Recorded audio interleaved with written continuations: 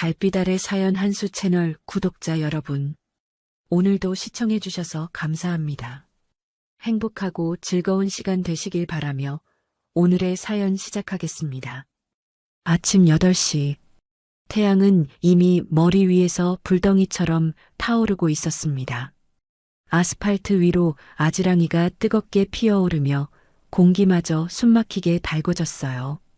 온도계는 이미 섭씨 35도를 훌쩍 넘어서고 있었죠. 바람 한 점 없는 무더운 날씨 속에서 지평선 너머로 펼쳐진 산길이 마치 지옥문처럼 보였습니다. 매미 소리마저 멎어버린 정적 속에서 27사단 예하 제3연대 예하 대대의 강행군이 시작되는 순간이었어요. 전체, 차렷, 우향우, 전진. 최도혁 대령의 우렁찬 고함이 대열을 가로질렀어요. 50대 중반의 그는 이미 30년 가까이 군복을 입어온 말년 간부였습니다. 육사 35기 출신이지만 진급에서 계속 밀려나며 쌓인 항과 분노가 부하들을 향한 폭력으로 분출되곤 했죠. 그의 얼굴에는 세월의 무게와 함께 날카로운 도끼가 서려 있었습니다. 두꺼운 목소리 뒤에는 권위에 대한 병적인 집착과 현실에 대한 불만이 뒤섞여 있었어요. 동기들은 이미 준장이나 소장으로 진급했는데 자신만 대령에 머물러 있다는 열등감과 좌절감이 그를 더욱 포악하게 만들었습니다. 특히 여군에 대한 편견과 혐오가 극심했죠. 150여 명의 훈련병들과 간부들이 진흙빛 땀에 젖은 채 무거운 발걸음을 옮겼어요. 완전군장 무게만 23kg이 넘었습니다. 탄약, 급식, 개인 장비까지 포함하면 거의 30kg에 육박했죠. 헬멧 속으로 흘러내리는 땀이 눈을 따갑게 했고 목 뒤로는 끈끈한 염분이 줄줄 흘러내렸어요. 발목까지 올라오는 전투화는 이미 물에 젖은 듯 무거웠고 군복은 등과 가슴에 달라붙어 숨쉬기조차 힘들었습니다. 대열 곳곳에서 거친 숨소리와 작은 신음소리가 들려왔어요. 수통의 물은 이미 뜨거워져서 목을 축이는데도 별 도움이 되지 않았습니다. 보급차는 보이지 않았고 그늘막도 준비되지 않은 상태였죠. 그 대열 한복판에서 윤설인 하사가 신병들의 상태를 예리하게 관찰하고 있었어요. 28배 그녀는 서울대학교 간호학과를 졸업한 뒤 세브란스병원 응급실에서 3년간 근무했던 경력자였습니다. 안정된 직장과 연봉 5천만 원을 포기하고 군에 지원한 이유는 단순했어요. 나라를 위해 봉사하고 싶다는 순수한 마음과 아버지가 육군 대위로 전사하신 것에 대한 자부심 때문이었죠. 부드럽고 차분한 성격이지만 생명 앞에서는 그 누구보다 단호했습니다. 그녀의 예민한 의료진 촉은 위험한 신호들을 놓치지 않았어요. 몇 년간 응급실에서 일했던 경험이 순간순간 생명의 위기를 정확히 감지하게 해주었습니다. 특히 열사병과 탈수 증상에 대해서는 전문가 수준의 지식을 갖고 있었죠. 행군이 시작된 지 1시간이 지나자 신병들의 상태가 급격히 악화되기 시작했습니다. 특히 김태준 일병이 심각했어요. 부산 출신의 19살 청년인 그는 입대 전까지 키가 165cm에 몸무게 55kg의 마른 체격 때문에 운동과는 거리가 멀었습니다. 고등학교 때도 체육 시간만 되면 숨이 차서 뒤처지곤 했죠. 앳된 얼굴은 창백하게 질려 있었고 발걸음이 심하게 비틀거렸어요. 숨소리도 점점 거칠어져 가쁜 헐떡임으로 변해갔습니다. 이마와 목에는 식은땀이 송골송골 맺혀 있었고 입술은 바싹 말라 하얗게 일어나 있었어요. 눈동자도 초점을 잃어가며 멍하니 허공을 바라보고 있었습니다. 걸음걸이도 평소와 달리 휘청거리며 중심을 잡지 못하고 있었죠. 일병, 잠깐만 서세요. 윤설인이 재빨리 다가가 김태준의 이마에 손을 댔어요. 뜨겁게 달궈진 체온이 손끝으로 그대로 전해졌습니다. 맥박을 재어보니 분당 130회를 훌쩍 넘나들고 있었죠. 정상 맥박의 거의 2배에 달하는 수치였어요. 동공도 평소보다 확장되어 있었고 빛에 대한 반응도 느렸습니다. 체온이 39도를 넘었습니다. 맥박도 위험 수준이고 탈수 증상까지 심각하게 보이고 있어요. 지금 당장 시원한 곳으로 옮겨서 응급처치를 하지 않으면 열사병으로 발전할 수 있습니다. 그녀는 곧바로 허리에 찬 무전기를 꺼내 후송 신호를 보내려 했습니다. 응급 상황에서는 한 분 한 초가 생명을 좌우하거든요.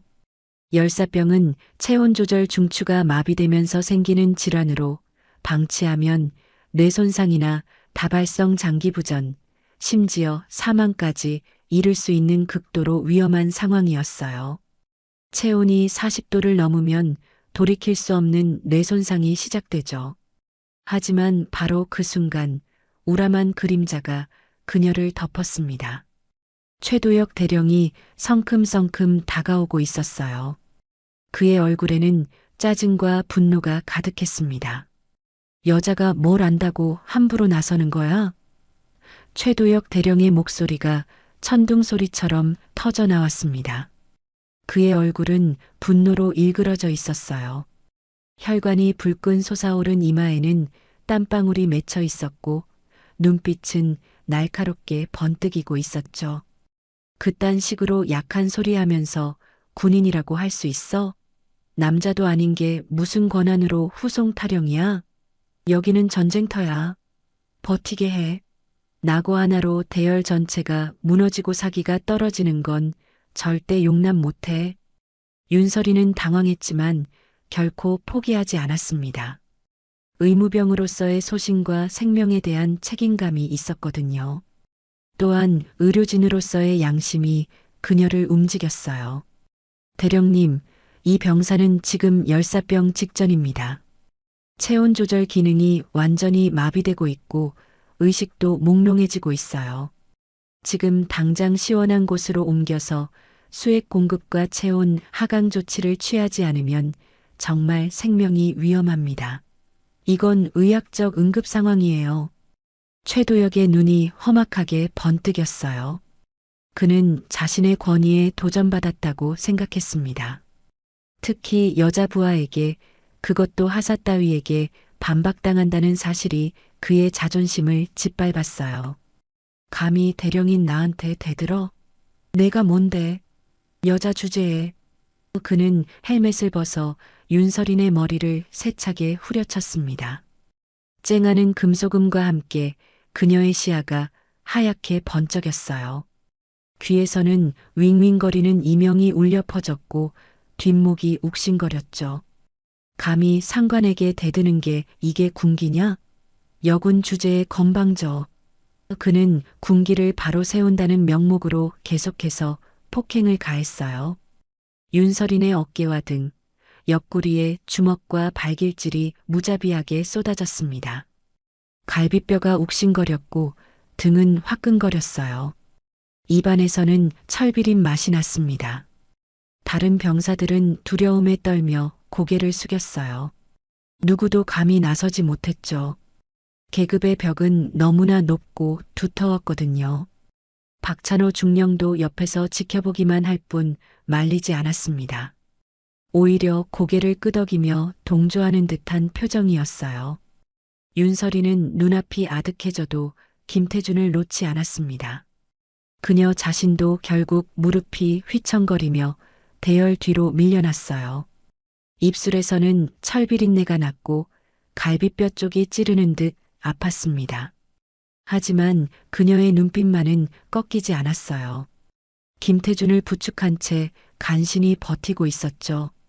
그의 상태는 점점 더 악화되고 있었어요. 여군 하나 때문에 부대가 무너지는 꼴 절대 두고 볼 수 없다. 대령의 고함이 다시 허공을 찢었어요. 내가 끝까지 책임져. 그 녀석 데리고 완주해. 못하면 너도 같이 떨어뜨릴 줄 알아. 굴욕과 고통 속에서도 윤설이는 이를 악물고 버텼습니다. 김태준의 상태가 더 악화되기 전에 뭔가 해야 했거든요. 그녀의 가슴 속에는 의무감이 활활 불타오르고 있었습니다. 생명을 구해야 한다는 의료진으로서 결코 포기할 수 없는 신념이 그녀를 지탱하고 있었어요. 행군이 시작된 지 2시간이 흘렀습니다.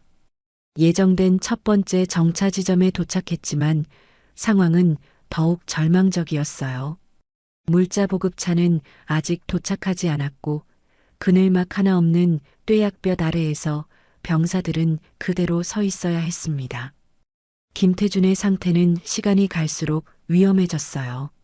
얼굴은 창백함을 넘어 회색빛으로 변해가고 있었고 식은땀이 멈추지 않고 흘러내렸습니다. 의식도 점점 흐려져 가고 있었죠. 윤설이는 자신의 수통을 김태준에게 건네며 간절히 말했어요. 조금씩 천천히 마셔요. 너무 급하게 마시면 안 돼요. 하지만 김태준은 제대로 삼키지도 못하고 물이 입가로 흘러내렸습니다. 그의 반응이 현저히 둔해져 있었어요. 윤설이는 더 이상 참을 수 없었습니다. 의료진으로서의 양심이 그녀를 다시 움직였죠. 그녀는 다시 한번 기록지를 꺼내 응급후송 요청서를 작성하기 시작했습니다. 환자명, 증상, 위험도 등을 꼼꼼히 기록했어요. 열사병 의심, 체온 40도 근적, 의식 저하, 즉시 후송 필요라고 적으며 떨리는 손으로 서명했습니다. 하지만 그 순간 박찬호 중령이 다가왔어요. 뭐 하는 거야? 박찬호 중령은 40대 초반으로 최도혁 대령의 충실한 부하였습니다. 대령의 비위를 맞추는 데만 급급한 인물이었죠. 그는 윤설인의 손에서 기록지를 낚아채더니 찢어버렸어요. 기록은 필요 없어. 여군, 내가 설레발 치는 게 문제야. 대령님, 지시가 절대적이야. 종이 조각들이 바람에 날려 흩어졌습니다. 윤설이는 절망적인 표정으로 그 모습을 바라봤어요. 중령님, 이건 사람 목숨이 걸린 문제입니다. 규정상 응급환자는 즉시 후송해야 해요. 박찬호는 비웃듯 말했습니다. 규정? 여기서 규정 타령해? 훈련 중에는 대령님 말씀이 곧 규정이야. 내가 뭔데 감히 상관 명령에 불복종해? 바로 그때 최도혁 대령이 다시 나타났습니다. 그의 얼굴은 더욱 험악해져 있었어요. 아직도 안 포기했어? 정말 끝까지 날 약 올리려고? 그는 윤설인의 군장을 억지로 매게 하며 거칠게 밀쳤습니다. 너 혼자 낙오라면 그냥 놔둘 텐데 신병까지 감싸면서 대열을 흐트러뜨려. 이건 명백한 불복종이야. 윤설인의 어깨에는 이미 자신의 군장과 김태준의 군장까지 메워져 있었습니다. 거의 50kg에 달하는 무게였어요. 그녀의 어깨가 짓눌려 내려앉았고 무릎이 후들거렸습니다. 하지만 김태준을 포기할 수는 없었어요. 대령님, 제발.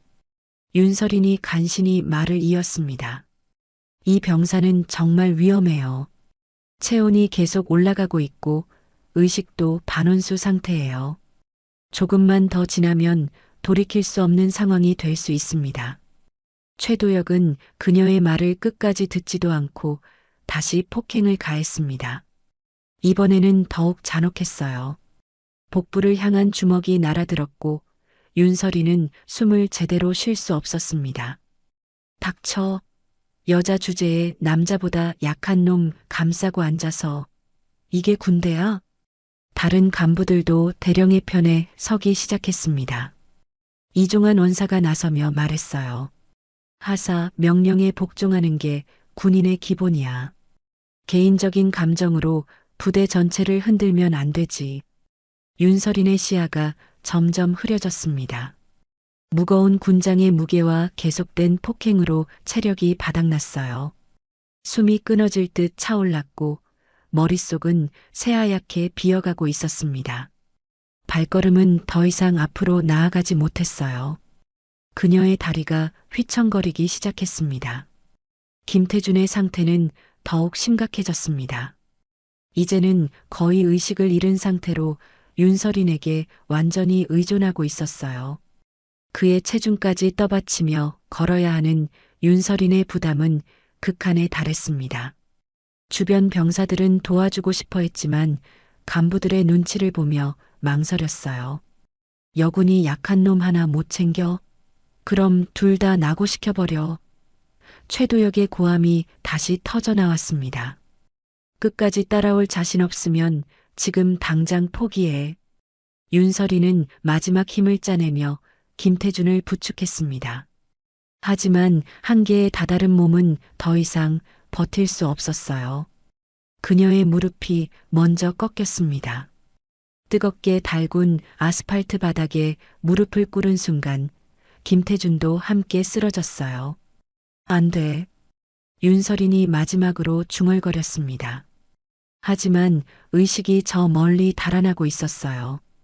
뜨겁게 달군 땅바닥에 얼굴이 처박히고 병사들의 비명 섞인 외침 속에서 그녀는 끝내 의식을 잃었습니다.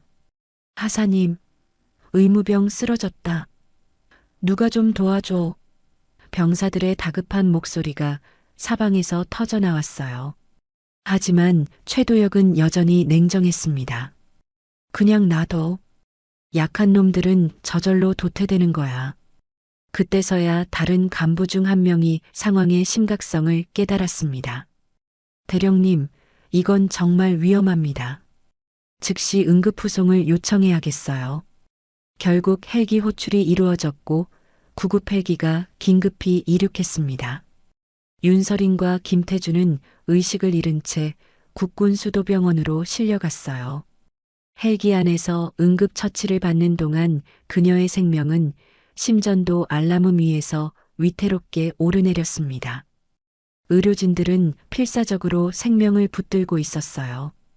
부대에 남은 병사들은 충격에 빠져 있었습니다. 누군가를 지키려다 자신이 쓰러진 윤설인의 모습이 깊은 인상을 남겼거든요. 하지만 최도혁은 여전히 자신이 옳다고 믿고 있었습니다. 국군수도병원 응급실 오후 2시 30분 헬기가 병원 옥상 헬리패드에 착륙하자마자 응급의료진들이 일사불란하게 움직였습니다. 들것에 실린 윤설인과 김태준이 응급실로 급히 이송됐어요. 윤설인의 상태가 특히 심각했습니다. 의식불명 상태에서 체온이 41도까지 올라가 있었고 맥박은 분당 160회를 넘나들고 있었어요. 환자 둘 다 중증 열사병, 즉시 체온 하강 조치. 응급의학과 과장인 김재현 중령이 큰 소리로 지시했습니다. 의료진들이 땀에 젖은 군복을 의료용 가위로 신속하게 잘라냈어요. 윤설인의 몸 곳곳에는 폭행당한 흔적이 선명했습니다. 어깨와 등에는 시퍼런 멍이 들어 있었고 갈비뼈 부근은 부어올라 있었어요. 혈압 떨어집니다. 수축기 70, 이완기 40. 간호사가 다급히 외쳤습니다. 맥박 미약하고 부정맥 보입니다. 수액 즉시 투여. 링거라인 2개 확보해. 김재현 중령이 연달아 지시를 내렸어요. 체온 하강을 위해 냉각 담요 준비하고 얼음팩으로 목과 겨드랑이, 사타구니, 냉각 시작. 의료진들의 손놀림이 분주했습니다. 윤설인의 팔에 굵은 정맥주사 바늘이 2개나 꽂혔고 차가운 생리식염수가 빠른 속도로 투여되기 시작했어요. 심전도 모니터에서는 불규칙한 심박동이 계속 울려댔습니다. 그때 응급실 문이 거칠게 열리며 윤가현 대위가 뛰어들어왔어요.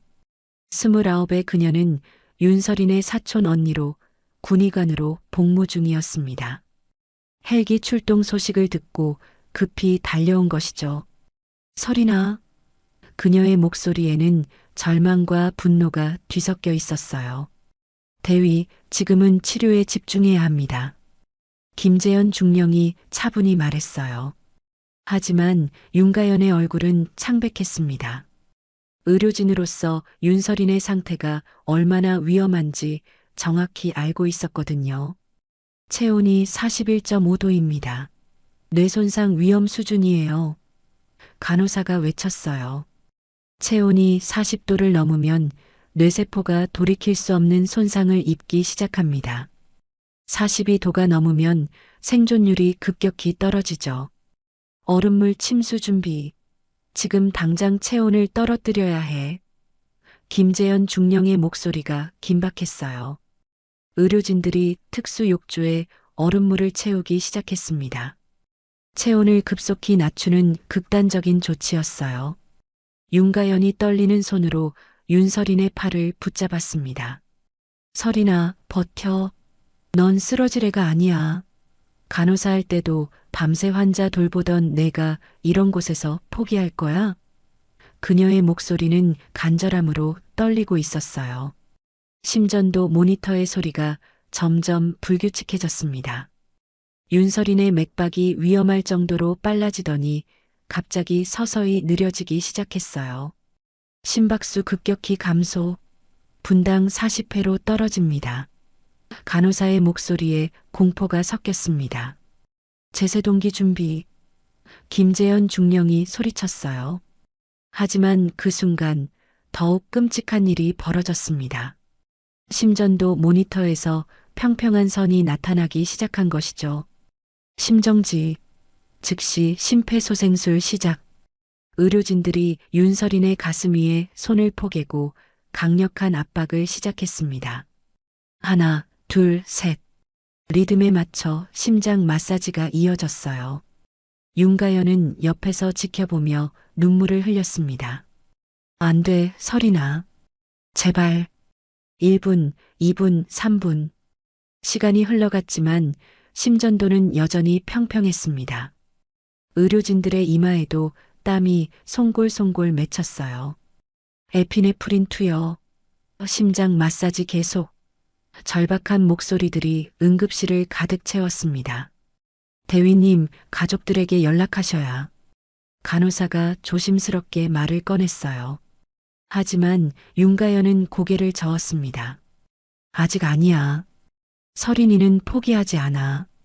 그때였습니다. 5분째 지속되던 심폐소생술 중에 기적이 일어났어요.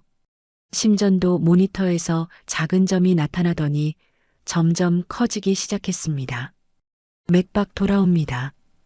간호사가 흥분해서 외쳤어요. 혈압 상승, 수축기 90, 자발적 호흡 시작됐습니다. 연달아 희소식이 터져 나왔어요. 윤서린의 몸이 다시 살아나고 있었습니다. 김재현 중령이 안도의 한숨을 내쉬었어요. 기적처럼 돌아왔습니다. 체온도 서서히 내려가고 있어요. 윤가연은 눈물을 닦으며 떨리는 손으로 휴대폰을 꺼냈습니다. 이제 가족들에게 알려야 할 시간이었어요. 하지만 그녀가 전화를 걸어야 할 곳은 일반 가족이 아니었습니다. 윤서린의 아버지 윤재현은 이미 전사했지만 그의 형제들은 모두 군의 고위직에 있었거든요. 첫 번째 전화는 윤상민 중장에게 걸었습니다. 육군항공작전 사령관인 그는 윤서린의 큰아버지였어요. 큰아버지, 서린이가. 윤가연의 목소리가 떨렸습니다. 두 번째 전화는 윤석호 중장에게 했습니다. 특전사령관인 그 역시 윤서린의 친척이었어요. 세 번째는 윤지훈 준장, 네 번째는 윤민수 준장. 전화를 받는 모든 이들의 목소리에서 분노가 느껴졌습니다. 마지막으로 윤가연은 가장 중요한 전화를 걸었어요. 윤재현 대장에게였습니다. 합참의장인 그는 윤서린의 할아버지 뻘 되는 집안 어른이었죠. 할아버지, 서린이가 훈련 중에. 그녀의 말이 끝나기도 전에 윤재현 대장의 차가운 목소리가 들려왔어요. 누가 했느냐? 단 네 글자였지만 그 속에는 엄청난 분노가 담겨 있었습니다. 윤가연이 최도혁 대령의 이름을 말하자 전화기 너머에서 무서운 정적이 흘렀어요. 알겠다. 윤재현 대장의 목소리는 얼음장처럼 차갑했습니다. 그 순간 별 13개의 집안의 소식이 완전히 전해진 것이었어요. 윤서린을 해친 자들에 대한 응징이 시작되려 하고 있었습니다. 오후 4시 서울 외곽 용산 국방부 청사 윤재현 대장의 집무실에는 살벌한 기운이 흘렀습니다.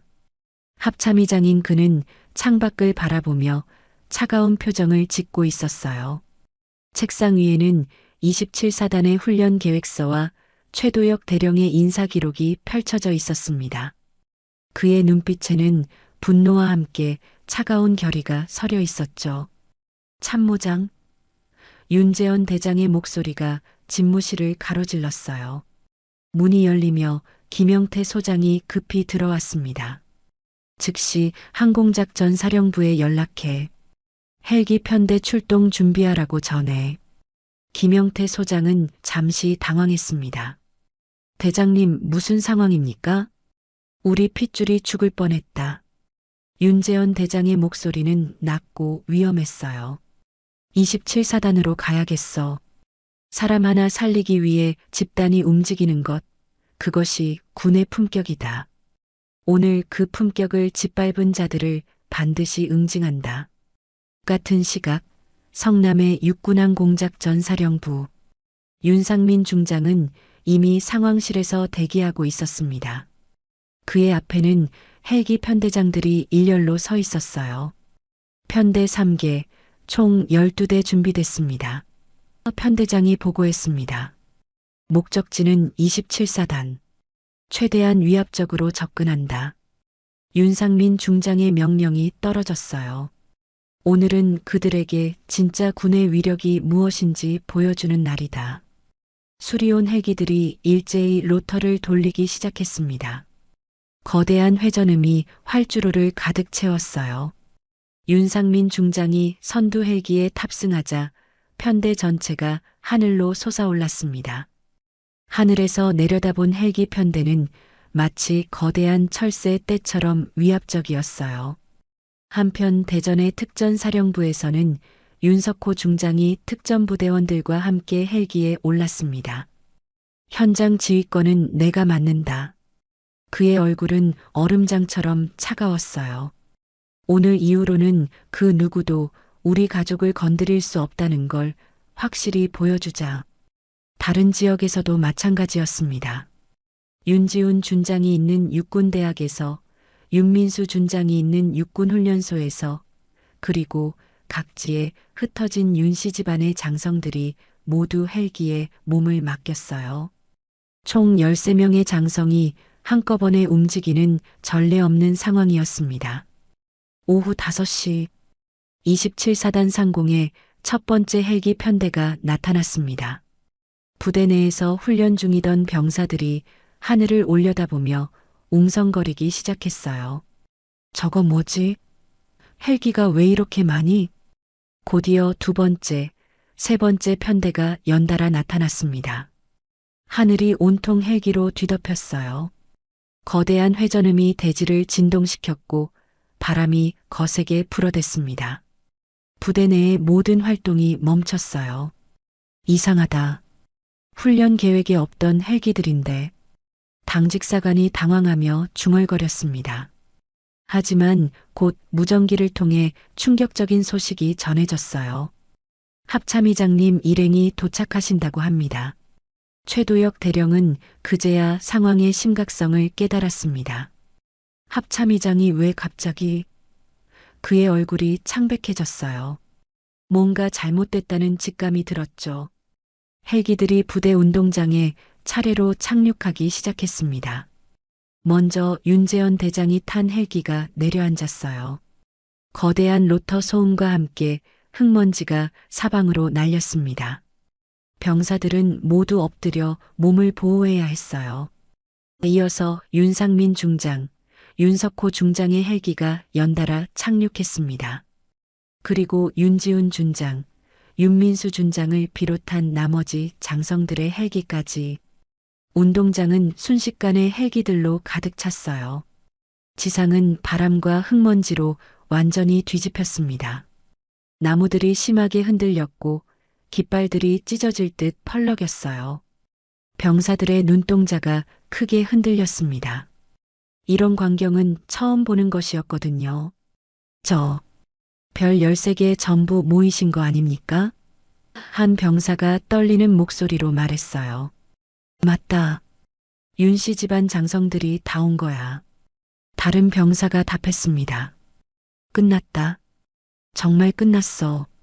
최도혁 대령은 지휘소에서 이 모든 상황을 지켜보며 식은땀을 흘렸습니다.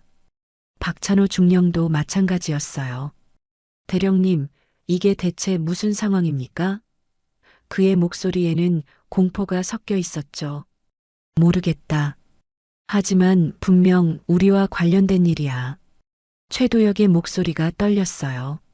그는 이미 무엇 때문에 이런 일이 벌어졌는지 짐작하고 있었습니다. 윤설인. 그 역은 하사 때문이었을 것이라고 말이죠. 헬기에서 내린 장성들이 일렬로 정렬했습니다. 별 4개가 하나, 별 3개가 둘, 별 2개가 9개, 별 하나가 하나.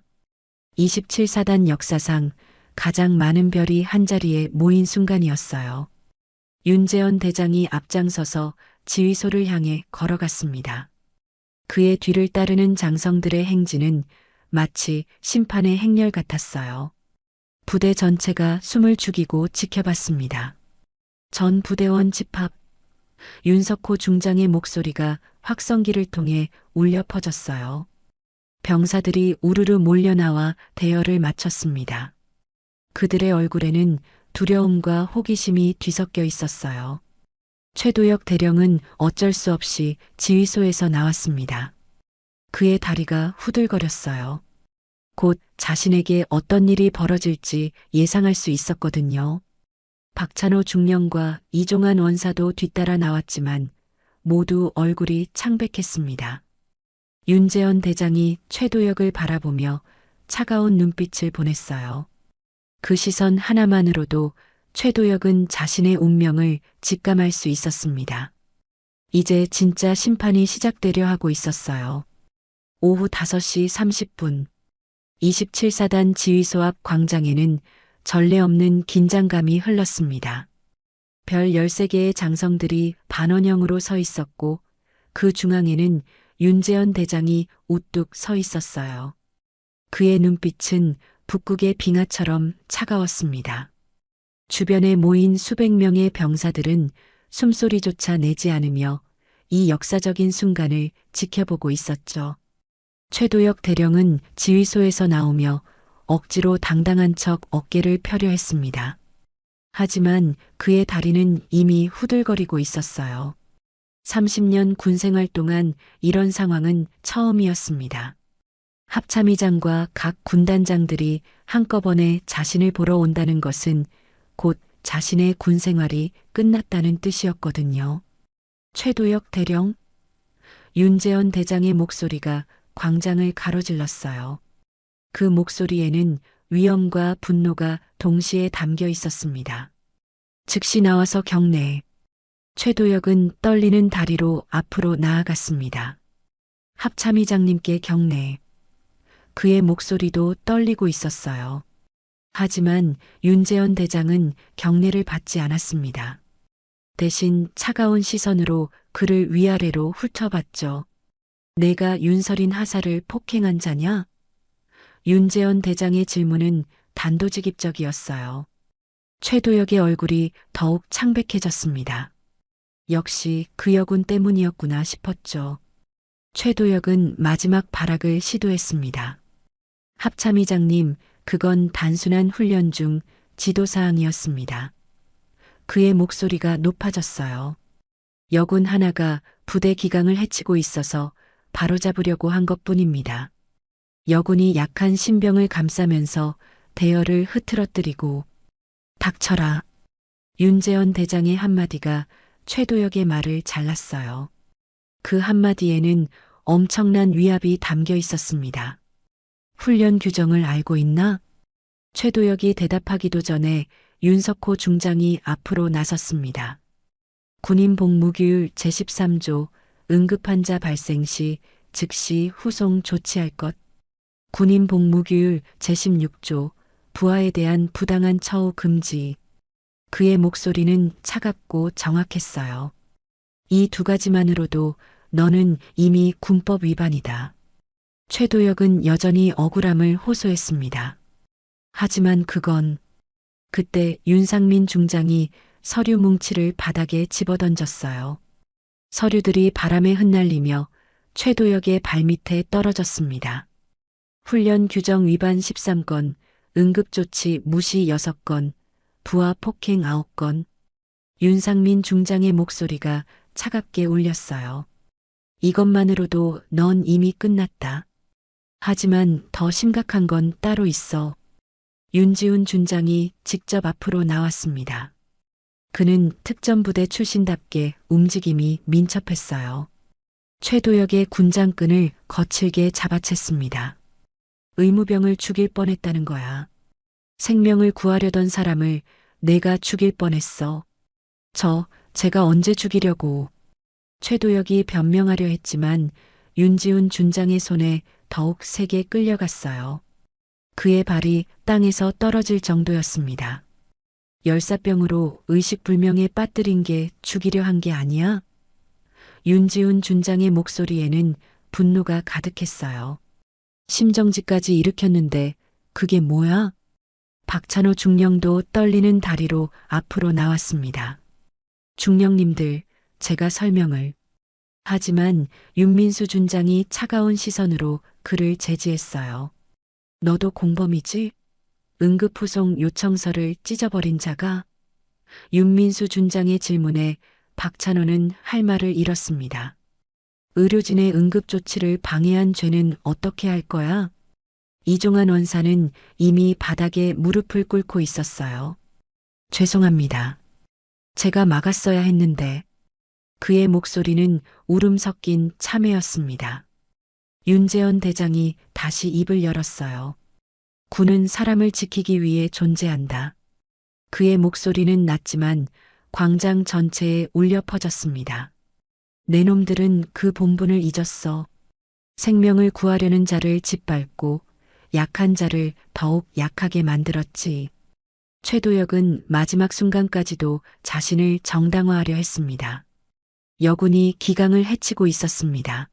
남자들보다 약한 주제에. 하지만 그의 말은 끝까지 이어지지 못했어요. 윤석호 중장이 한 걸음 더 다가왔습니다. 약하다고? 내가 죽을 때까지 때려도 포기하지 않고 환자를 지킨 사람이 약해? 그의 눈빛이 번뜩였어요. 진짜 약한 건 권력으로 부하를 짓밟는 너 같은 놈이야. 병사들은 숨을 죽이고 이 모든 광경을 지켜봤습니다. 평소 절대 권력처럼 군림하던 대령이 이렇게 초라하게 무너지는 모습을 본 적이 없었거든요. 어떤 병사들은 속으로 쾌감을 느꼈고 어떤 병사들은 두려움을 느꼈어요. 이제 내가 설 자리는 없다. 윤지훈 준장이 최도혁을 바닥에 밀쳐냈어요. 최도혁은 그대로 엉덩방아를 찧으며 넘어졌습니다.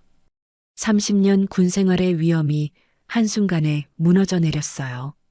윤재현 대장이 마지막으로 선언했습니다.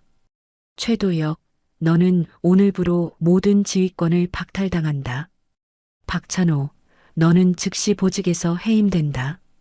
이종환, 너는 공식 사과와 함께 징계 조치를 받을 것이다. 헌병들이 이미 대기하고 있었어요. 그들이 최도혁에게 다가가 수갑을 채우기 시작했습니다. 최도혁 대령, 군인 복무규율 위반 및 폭행 혐의로 긴급 체포합니다. 차가운 금속 수갑이 그의 손목을 조였어요. 부대 전체는 충격 속에서 이 모든 광경을 지켜봤습니다. 병사들의 가슴 속에서는 오래된 두려움이 무너지고 새로운 기강이 세워지고 있었어요. 권력의 횡포가 더 큰 권력에 의해 응징받는 순간이었죠. 최도혁은 수갑에 채인 채 헬기 쪽으로 끌려갔습니다. 그의 얼굴에는 절망과 분노가 뒤섞여 있었어요. 하지만 이미 돌이킬 수 없는 상황이었습니다. 윤설인이라는 한 명의 의무병을 지키지 못한 대가가 이렇게 혹독했던 것이죠. 오후 6시 27사단 광장은 전쟁터를 방불케 했습니다. 수갑에 채인 최도혁 대령이 헌병들에게 끌려가는 모습을 수백 명의 병사들이 충격에 빠진 채 지켜보고 있었어요. 평소 절대권력처럼 군림하던 대령의 몰락은 그들에게 강렬한 인상을 남겼습니다. 하지만 윤재현 대장의 응징은 여기서 끝나지 않았어요. 전 부대원 집합, 윤재현 대장의 목소리가 확성기를 통해 울려 퍼졌습니다. 병사들이 더욱 바짝 정렬했어요. 그의 눈빛에는 차가운 결의가 서려 있었습니다. 오늘 여러분은 역사적인 순간을 목격하고 있습니다. 윤재현 대장이 한 걸음 앞으로 나서며 천천히 말을 이어갔어요. 군은 사람을 지키기 위해 존재합니다. 국민을 지키고 동료를 지키고 부하를 지키는 것이 우리의 본분이죠. 하지만 오늘 이 부대에서는 정반대의 일이 벌어졌습니다. 그의 목소리는 낮지만 광장 전체에 또렷하게 전해졌어요. 생명을 구하려던 의무병을 폭행하고 죽어가는 환자의 후송을 막았습니다. 이것은 군인으로서, 아니 인간으로서 용납할 수 없는 행위입니다. 병사들은 숨을 죽이고 들었습니다. 평소에는 들을 수 없었던 진실한 이야기였거든요.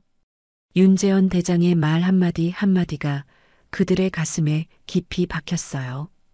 오늘을 기점으로 누군가를 쓰러뜨리는 식의 군기는 더 이상 용납하지 않겠습니다.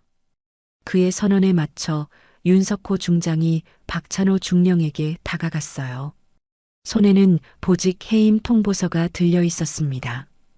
박찬호 중령, 당신은 응급환자의 후송을 고의로 방해했습니다. 윤석호 중장의 목소리는 얼음처럼 차가웠어요. 의료진의 정당한 조치를 무시하고 생명을 위험에 빠뜨린 죄는 무겁습니다. 박찬호는 무릎이 꺾이며 바닥에 주저앉았어요. 죄송합니다. 정말 죄송합니다. 제가 잘못했습니다. 하지만 이미 늦었어요. 윤석호 중장이 보직 해임 통보서를 그의 가슴에 던져주었습니다. 즉시 보직에서 해임되며 군검찰에 송치됩니다. 윤석호 중장의 선언에 박찬호의 어깨가 무너져 내렸어요. 30년 가까운 군생활이 한순간에 끝나는 순간이었습니다. 이어서 윤지훈 준장이 이종환 원사에게 다가갔어요. 이종환은 이미 무릎을 꿇고 있었습니다. 원사님, 당신은 부대의 최선임 부사관으로서 이런 일을 막아야 했습니다. 죄송합니다. 이종환의 목소리에는 진심 어린 후회가 담겨 있었어요. 제가 용기를 내지 못했습니다. 제가 막았어야 했는데. 그의 눈시울이 붉어졌습니다. 윤지훈 준장이 공식 사과문을 내밀었어요. 부대 전체 앞에서 사과하고 서명하십시오. 그리고 앞으로는 이런 일이 재발하지 않도록 최선을 다하겠다고 다짐하세요. 이종환은 떨리는 손으로 사과문에 서명했습니다. 그리고 확성기를 잡고 떨리는 목소리로 말했어요. 전 부대원 여러분, 제가 최선인 부사관으로서 의무를 다하지 못했습니다. 윤설인 하사와 김태준 일병에게 진심으로 사과드리며 앞으로는 절대 이런 일이 없도록 하겠습니다. 부대 전체는 숨조차 제대로 쉬지 못하고 있었어요. 평소 절대적이라고 여겨졌던 간부들이 이렇게 처참하게 무너지는 모습을 본 적이 없었거든요. 어떤 병사들은 속으로 환호했고 어떤 병사들은 두려움에 떨었습니다. 윤상민 중장이 앞으로 나서며 말했어요. 이번 일을 계기로 정군에 지시사항을 내리겠습니다. 응급환자 발생 시 의무병의 판단을 최우선으로 하며 그 누구도 의료진의 응급조치를 방해할 수 없습니다. 윤민수 준장도 이어서 말했습니다. 또한 계급을 이용한 부당한 폭력은 즉시 군검찰에 송치됩니다. 권력은 부하를 보호하기 위해 존재하는 것이지 짓밟기 위해 있는 것이 아닙니다. 병사들의 가슴 속에서는 뭔가 뜨거운 것이 끓어오르고 있었어요. 오랫동안 억눌려 있던 감정들이 터져 나오려고 했습니다. 윤설인 하사를 지지했던 병사들은 눈물을 글썽였고 평소 부당한 대우를 받았던 병사들은 희망을 느꼈어요. 김태준 일병은 어떻게 됐습니까? 한 병사가 용기를 내어 질문했어요. 윤재현 대장이 그를 바라보며 따뜻한 미소를 지었습니다. 다행히 생명에는 지장이 없습니다. 윤설인 하사 덕분에 적절한 시기에 병원으로 후송되어 치료받고 있어요. 며칠 후면 완전히 회복될 예정입니다. 병사들 사이에서 안도의 한숨이 터져 나왔어요. 그들 중 많은 이들이 김태준과 비슷한 처지에 있었거든요. 약하다는 이유로, 못한다는 이유로 괴롭힘을 당했던 경험들이 있었습니다. 윤재현 대장이 마지막으로 선언했어요. 앞으로 이 부대에서는 약한 자를 보호하는 것이 진정한 강함이라고 가르치겠습니다. 동료를 지키는 것이 진정한 용기라고 교육하겠어요. 그리고 생명을 구하는 자를 최고로 대우하겠습니다. 헌병들이 최도혁과 박찬호를 헬기로 연행하기 시작했어요. 최도혁은 끝까지 억울하다는 표정을 지었지만 이미 아무도 그의 말을 들어주지 않았습니다.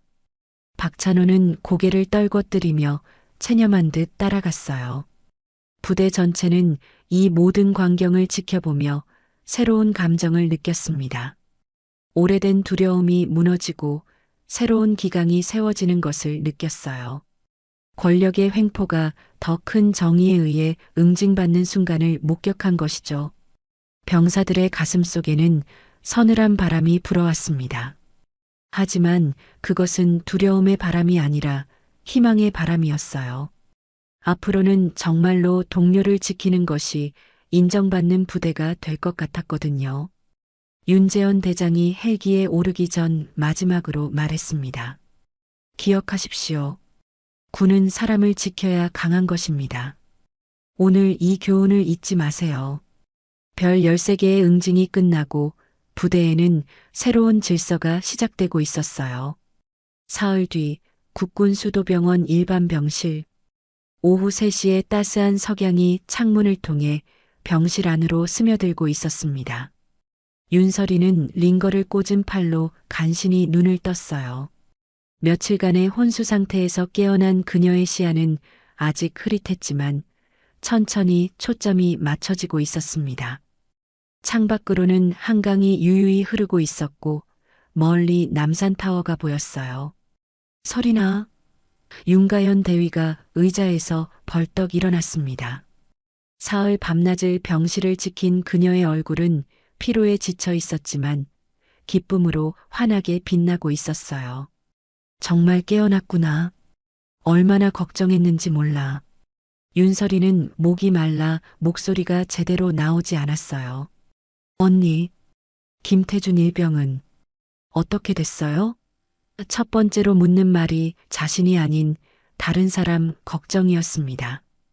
윤가연은 그런 동생이 자랑스러우면서도 안쓰러웠어요. 괜찮아. 너 덕분에 살았어.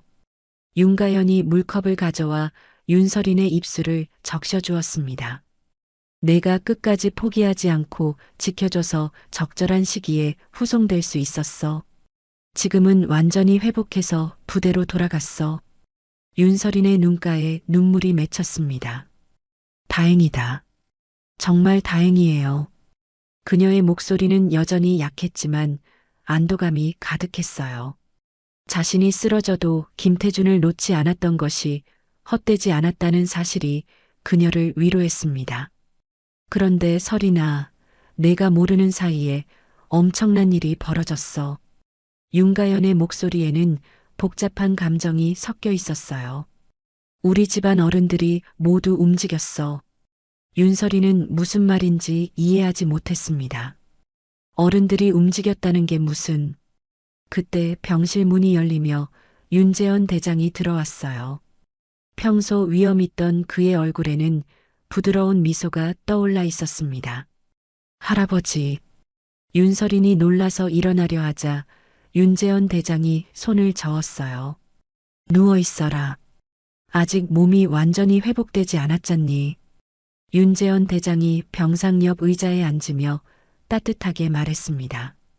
고생 많았구나. 내가 보여준 용기와 희생정신은 정말 자랑스럽다. 그의 목소리에는 진심 어린 자부심이 담겨 있었어요. 할아버지, 제가 뭘 했다고. 윤설이는 여전히 상황을 파악하지 못하고 있었습니다. 자신은 그저 의무병으로서 당연한 일을 했을 뿐이라고 생각했거든요. 윤가연이 차근차근 설명하기 시작했어요. 설이나 내가 의식을 잃은 후에 최도혁 대령과 박찬호 중령이 모두 처벌받았어. 할아버지를 비롯해서 우리 집안 장성들이 모두 부대로 가서 그들을 응징했지. 윤설인의 눈이 커졌습니다. 그럴 필요까지는 없었는데. 하지만 윤재현 대장이 고개를 저었어요. 필요한 일이었다.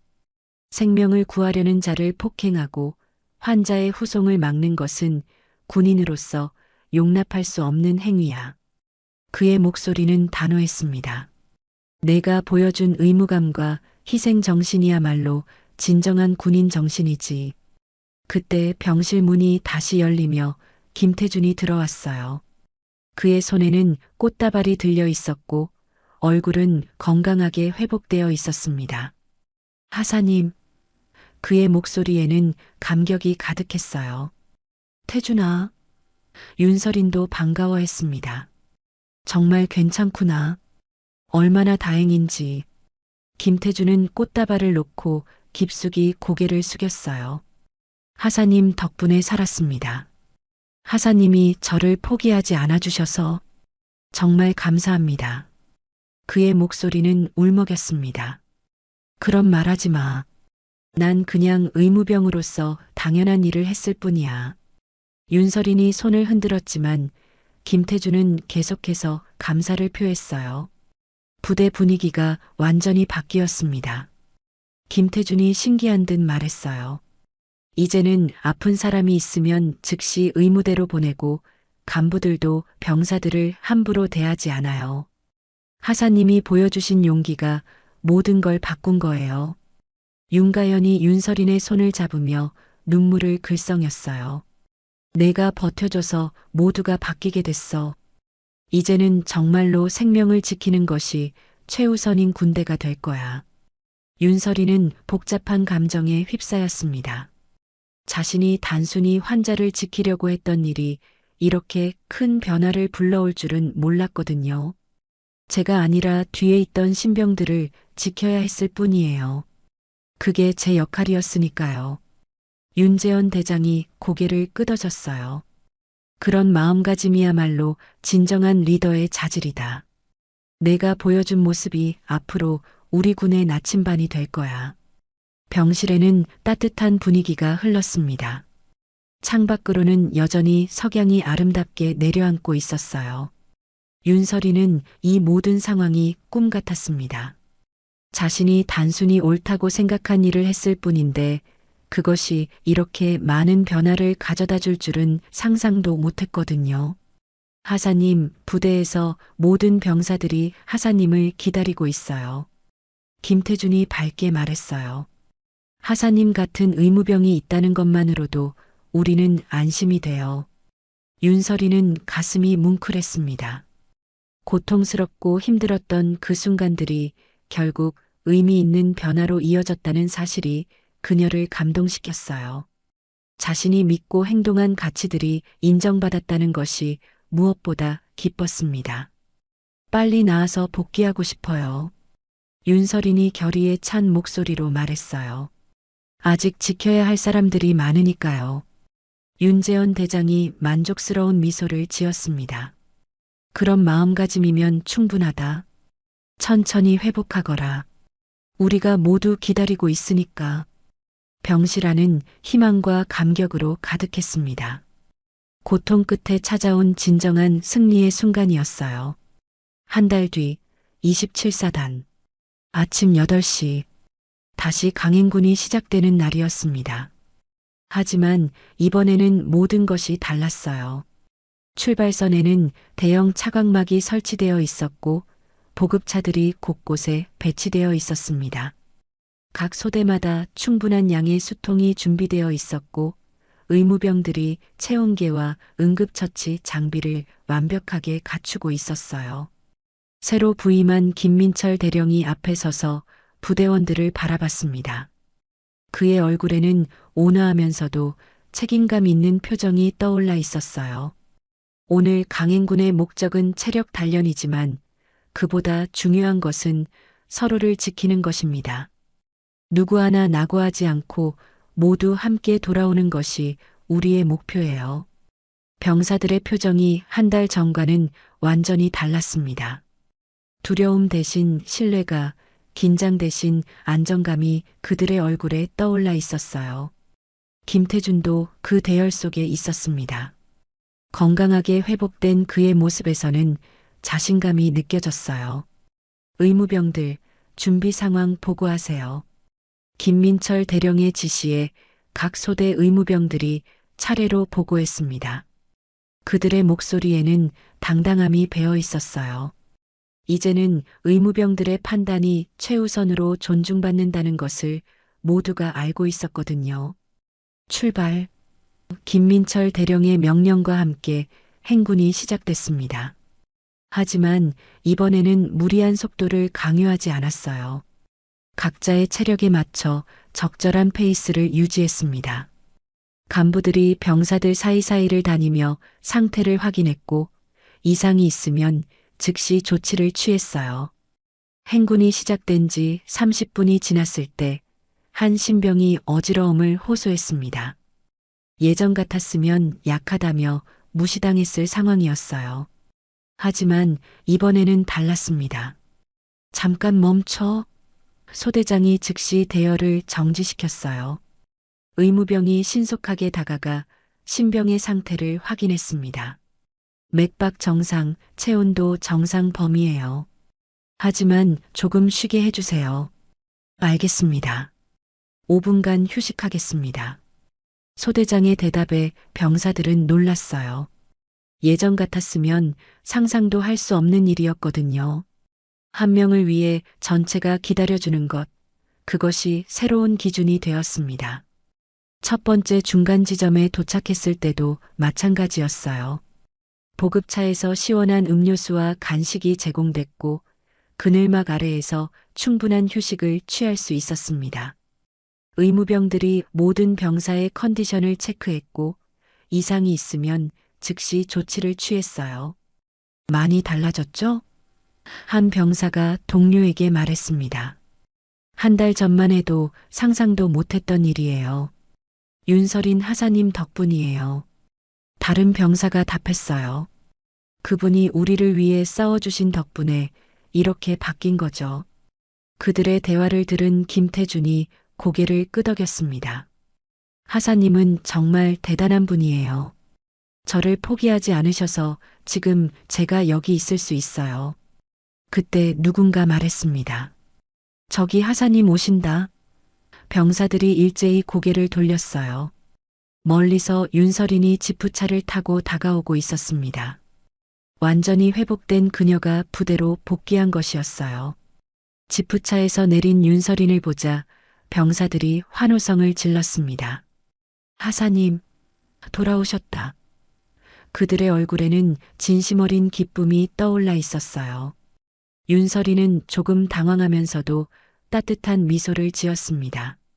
모두들 건강해 보이니까 다행이네요. 윤설인이 병사들을 둘러보며 말했어요. 아무도 아프지 않았죠? 김민철 대령이 다가와 격려했습니다. 하사님 덕분에 부대가 완전히 바뀌었습니다. 이제는 정말로 서로를 지키는 부대가 되었어요. 윤설인이 겸손하게 고개를 저었어요. 제가 한 건 없어요.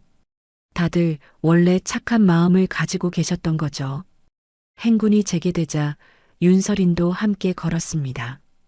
병사들은 그녀가 함께 있다는 것만으로도 든든함을 느꼈어요. 혹시 누가 아프더라도 윤설인 하사가 지켜줄 것이라는 믿음이 있었거든요. 두 번째 중간 지점에서 잠깐 쉴 때 윤설이는 국군수도병원 병실 창가에서 바라봤던 그 모습을 떠올렸어요. 언젠가 이 부대가 달라질 것이라는 희망을 품었던 순간이었죠. 그리고 그 희망이 현실이 되었습니다. 하사님, 김태준이 다가와 말했어요. 제가 군 생활을 잘 마칠 수 있을 것 같아요. 하사님이 지켜주신다는 믿음이 있으니까요.